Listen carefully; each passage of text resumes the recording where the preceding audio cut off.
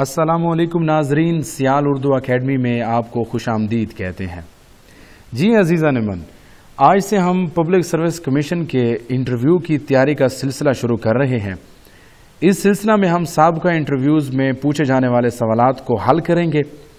اس سے طلباء کو سابقہ انٹرویوز کے سوالات سے آگاہی حاصل ہوگی اور جس سے ان کا مطالعہ اور فکر و نظر میں وسعت پیدا ہوگی۔ تو پہلا انٹرویو آپ کے سامنے پیش کرتے ہیں۔ یہ انٹرویو ملتان میں ہوا اور اس کے پینل میں سلیمی صاحب اور ابرار صاحب بھی موجود تھے۔ پہلا سوال جو ہوا وہ یہ تھا کہ ساغر صدیقی کا کوئی شعر سنائیں۔ تو آسان سا سوال ہے، آؤ ایک سجدہ کریں عالم مدہوشی میں، لوگ کہتے ہیں کہ ساغر کو خدا یاد نہیں۔ اگلا سوال جو نہایت ہی اہمیت کا حامل ہے وہ یہ ہے کہ آمد اور آورد میں کیا فرق ہے۔ اس تعریف کو پڑھ لیتے ہیں، ساتھ ہی ساتھ میں آپ کو سمجھا بھی دیتا ہوں۔ آمد شعری اصطلاح ہے، ایسا شعر جو شاعر کے ذہن میں بے ساختہ آئے اور اسے غور و فکر نہ کرنا پڑے، بلکہ جس طرح اس کے ذہن میں خیال آیا ہے اسی طرح وہ اس کو لکھ لے، یہ دراصل آمد ہے۔ یعنی کہ کوئی مصرع قدرت کی طرف سے آپ کے ذہن پر اترے اور جیسا مصرع آپ کے ذہن میں آئے ویسا ہی آپ اس کو لکھ لیں، اس میں کسی طرح کی کوئی کانٹ چھانٹ نہ کریں، تو اسے آورد کہتے ہیں، آمد کہتے ہیں۔ اگلی جو اصطلاح ہے وہ ہے آورد، یہ بھی شعری اصطلاح ہے، اور جب شاعر ارادی طور پر جان بوجھ کر کمال کے ساتھ غور و فکر کے بعد شعر کہے اور کہنے کے بعد بھی اس کے لفظ و بیان اور اس کی ترتیب پر غور کرے، اس میں اچھے اور عمدہ الفاظ استعمال کرے، اس کی بحر کو سیٹ کرے، اس کے وزن کو درست کرے، الفاظ میں رد و بدل کرے، اسے صاف رواں اور بہتر پیرائے میں ڈھالنے کی کوشش کرے، تو اسے آورد کہتے ہیں۔ بڑے بڑے جو ناقدین ہیں ان کی رائے اس حوالے سے مختلف ہے، کچھ آمد کے ماننے والے ہیں، کچھ آورد کے ماننے والے ہیں۔ جو آمد کے ماننے والے ہیں ان کا یہ خیال ہے کہ کوئی انگور، پکا ہوا انگور، اس کا شیرہ زیادہ لذیذ اور میٹھا ہوتا ہے بجائے کسی کچے انگور کے، اور جو آورد والے ہیں وہ یہ کہتے ہیں کہ کوئی مستری ہے، یہ تو ممکن ہے کہ اس کے ذہن میں گھر کا نقشہ آ جائے، لیکن اس نقشے کو بنانے میں انہیں بجری کی بھی ضرورت پڑے گی، انہیں اینٹوں کی بھی ضرورت پڑے گی، انہیں سیمنٹ کی بھی ضرورت پڑے گی۔ تو یہ تو ممکن ہے کہ شاعر کے ذہن میں کوئی خیال آ جائے، لیکن اس خیال کو عملی جامہ پہنانے کے لیے یا اس خیال کو شعر بنانے کے لیے جو شاعر ہوگا وہ بحر کا بھی خیال رکھے گا، وزن کا بھی خیال رکھے گا، اس میں مختلف قسم کی اصطلاحات، اس میں علم بیان، علم بدیع کی ترکیبیں بھی استعمال کرے گا۔ تو مختلف ناقدین کی مختلف رائے ہے۔ حالی آورد کے قائل تھے۔ مقدمہ شعر و شاعری میں وہ کہتے ہیں کہ مستثنا حالتوں کے سوا، ایکسیپشنل کنڈیشن کے علاوہ، یعنی کہ یہ تو ممکن ہے کہ کبھی کوئی ایسا مصرع شاعر کے ذہن میں آ گیا ہو جو وہ جوں کا توں لکھ لے، لیکن اس مستثنا حالتوں کے سوا ہمیشہ وہی شعر زیادہ مقبول، زیادہ لطیف، زیادہ مزیدار اور زیادہ سنجیدہ اور زیادہ مؤثر ہوتا ہے جو کمال فکر و فن کے بعد مرتب کیا گیا ہو۔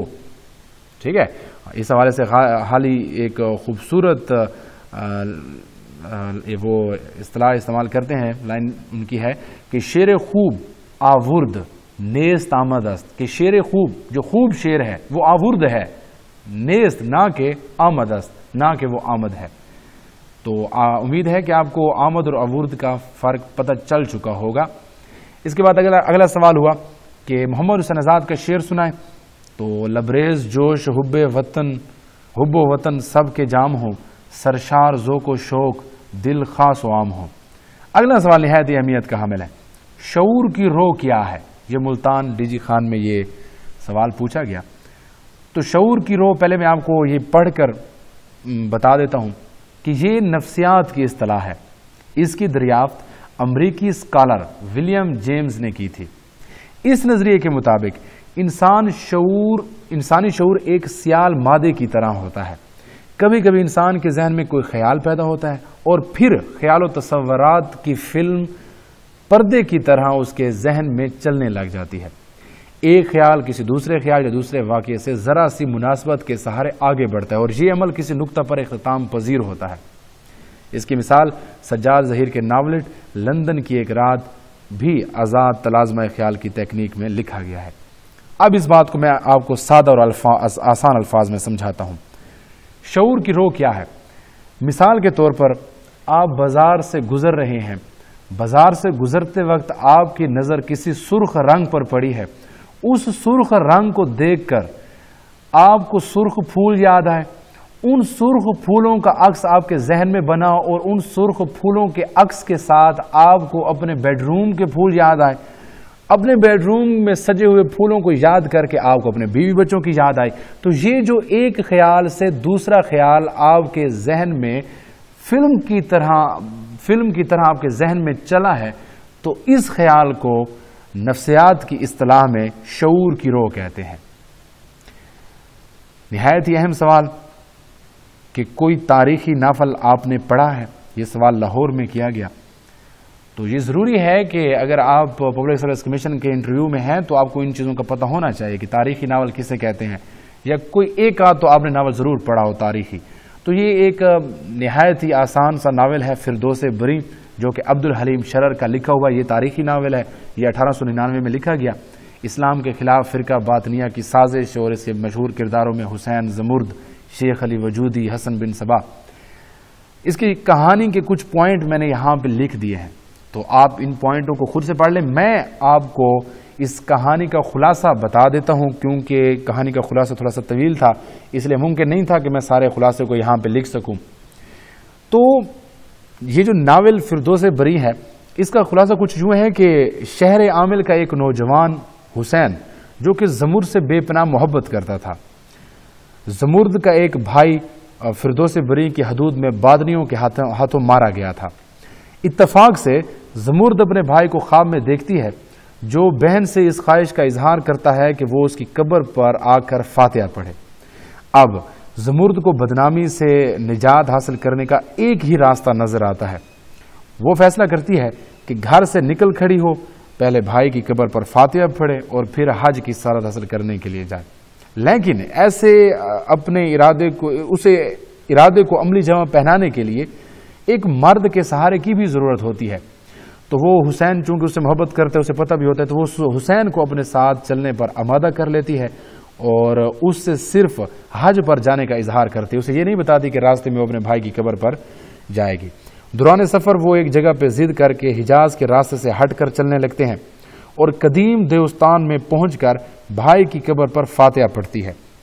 وہاں وہ زمرد گرفتار ہو کر موت کے حاکم کے پاس پہنچ جاتی ہے۔ حسین اس مقام پر پریوں کے خوف کی وجہ سے بے ہوش ہو جاتا ہے، اور جب حسین کو ہوش آتا ہے تو وہاں پاس اسے ایک قبر نظر آتی ہے جس پر زمرد کے بھائی کے ساتھ ساتھ زمرد کا نام بھی لکھا ہوتا ہے۔ تو گویا حسین کو پتہ چل جاتا ہے کہ زمرد اب فردوس بری میں چلی گئی ہے اور حسین اسی دنیا میں رہ گیا۔ اچھا، حاکم الموت کا نام خورشاہ تھا، اور اس کو اس حقیقت کا علم پہلے سے ہوتا ہے کہ حسین دراصل امام نجم الدین نشاپوری کا بھتیجا ہے۔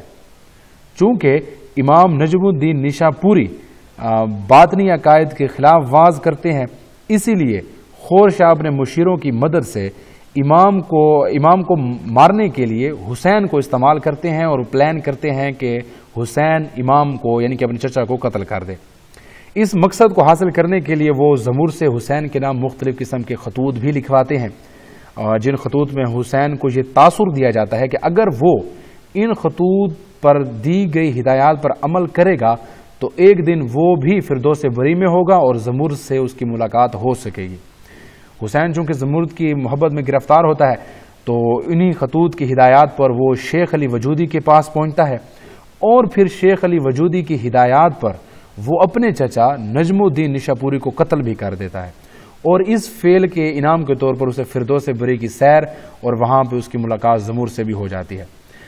فردوس بری میں تھوڑا ٹائم گزارنے کے بعد اسے دوبارہ سے دنیا میں بھیج دیا جاتا ہے، اور اب اس کے دل میں وہ زمرد کی محبت اور فردوس بری کی آسائشیں اور بھی تیزی سے بھڑکتی ہیں، اور وہ فردوس بری میں زمرد سے ملنے کے لیے بڑا گناہ کرنے کا اقرار بھی کر لیتا ہے کہ میں اب اس سے بھی بڑا گناہ کرنا چاہتا ہوں اگر مجھے آپ دوبارہ سے فردوس بری میں بھیج دیں۔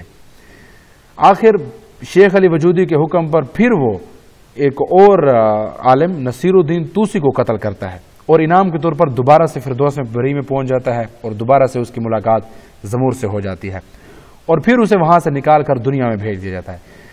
اب جو فرقہ باطنیہ والے ہیں وہ حسین کی ضرورت محسوس نہیں کرتے، اسی وجہ سے خور شاہ کے سامنے ایک معمولی سی گستاخی ہونے پر اسے مردود ازلی قرار دیا جاتا ہے اور وہ جو فدائیوں کا حلقہ تھا اسے نکال دیا جاتا ہے۔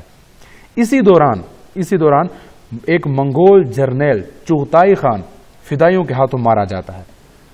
اس موقع پر زمرد حسین کی مدد کرتی ہے، وہ پہلے جیسے خفیہ طریقے سے حسین کو ایک خط پہنچاتی ہے اور اسے ہدایت کرتی ہے کہ یہ خط چغتائی خان کی بیٹی بلغان خاتون کو پہنچائے۔ اس خط میں بلغان خاتون کو اس راز سے آگاہ کیا جاتا ہے اور اسے بتایا جاتا ہے کہ اس کے باپ کو فدائیوں نے قتل کیا اور فردوس بری تک پہنچنے کا راستہ بھی اس میں بتایا جاتا ہے۔ بلغان خاتون حسین اور زمرد کے خط کی مدد سے فردوس بری تک پہنچتی ہے۔ ہلاکو خان بھی ان کے ساتھ ہوتا ہے، وہ بھی پہنچ جاتا ہے۔ منگول فوجیں باطنیوں کے اس جنت کی اینٹ سے اینٹ بجا دیتے ہیں اور خور شاہ کے علاوہ فرقہ باطنیہ کے تمام بڑے بڑے ستون قتل کر دیے جاتے ہیں۔ اس کے بعد بلغان خاتون زمرد اور حسین کی شادی کرا دیتی ہے اور شادی کے بعد دونوں بیت اللہ شریف کی زیارت کرنے چلے جاتے ہیں اور اس طرح ان کی یہ جو دیرینہ خواہش ہے وہ بھی پوری ہو جاتی ہے۔ تو ناظرین، انٹرویو کی تیاری کا سلسلہ جاری ہے، مزید سوالات جو ہیں وہ اگلی ویڈیو میں پیش کیے جائیں گے۔ تب تک کے لیے احسان احمد سیال کو دیجیے اجازت، اللہ نگہبان۔